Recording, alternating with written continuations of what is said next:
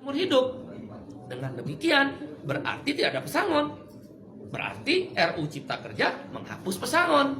Itu jelas di situ dikatakan. Bahkan penghargaan masa kerja dalam undang-undang sebelumnya nomor 13 diturunkan nilainya, dan penggantian hak buruh dihapus. Balik ke kesepakatan pasti pengusaha menolak. Jelas pesangon hilang. Yang ketiga adalah penggunaan outsourcing yang masif.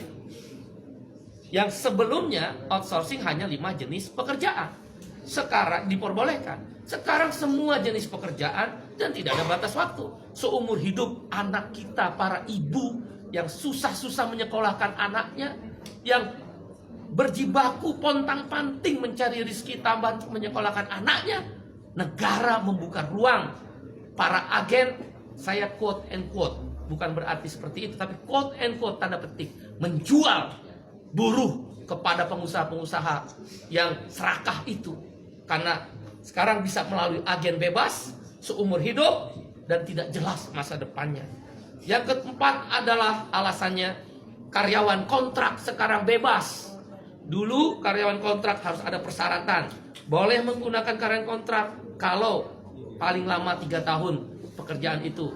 Jenis pekerjaan tertentu, untuk pre-pro, bukan mass product, bukan produksi massal dan sebagainya. Sekarang syarat itu dihapus, dibolehkan menggunakan karyawan kontrak semua jenis pekerjaan dengan batas waktu tidak tertentu. Wahai ibu-ibu dan bapak-bapak, anak-anak kita terancam dengan masa depannya yang dikontrak seumur hidup tanpa kejelasan nasibnya, dan di outsourcing seumur hidup melalui para agen-agen pekerja yang menampung pekerja itu. Berbahaya buat negara ini, terlalu liberal, tidak ada perlindungan negara kepada rakyatnya.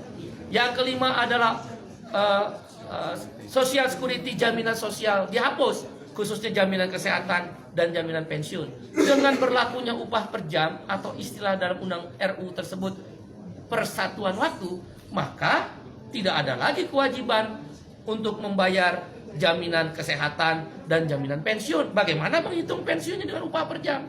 Ditambah dengan adanya outsourcing dan karyawan kontrak yang bebas, siapa yang bayar jaminan pensiun para buruh dan pekerja itu? Dunia pekerjaan Indonesia terancam, pekerja-pekerja lokal terancam. Ditambah yang keenam alasannya adalah tenaga kerja asing. Dulu harus mendapatkan izin menteri, sekarang hanya sekedar pengesahan tanpa perlu izin menteri. Siapa yang kontrol bahwa buruh kasar tenaga kerja asing bisa masuk?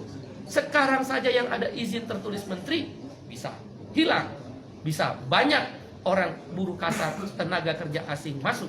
Sudahlah outsourcing, sudahlah kontrak bebas, sudahlah upah murah, sudahlah masa depan tidak ada, buruh-buruh asing bisa bekerja di startup dan lembaga pendidikan sekarang bebas untuk memakai jasa tenaga kerja asing.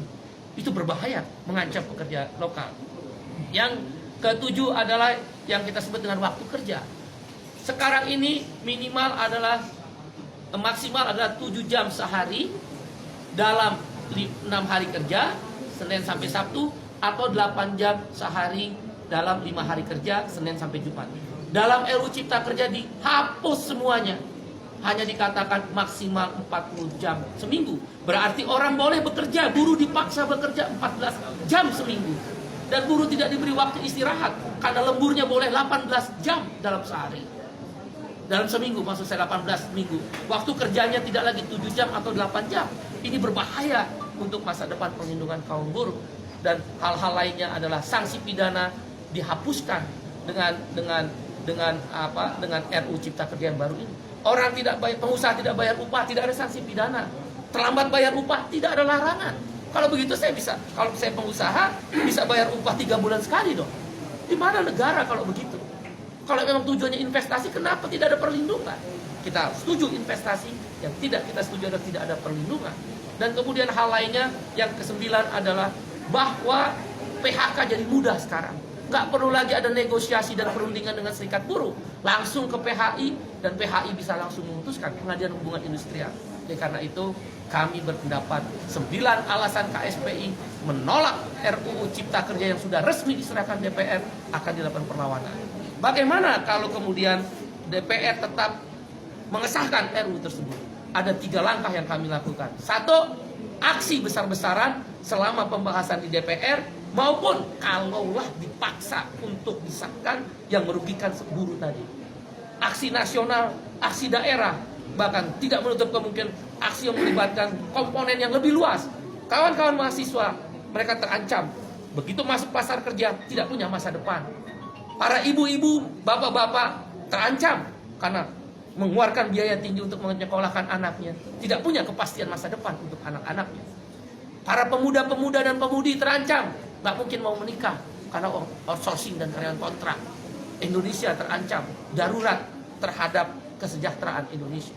Dan karena itu, aksi besar-besaran melibatkan semua masyarakat yang lebih luas dan masif akan dilakukan.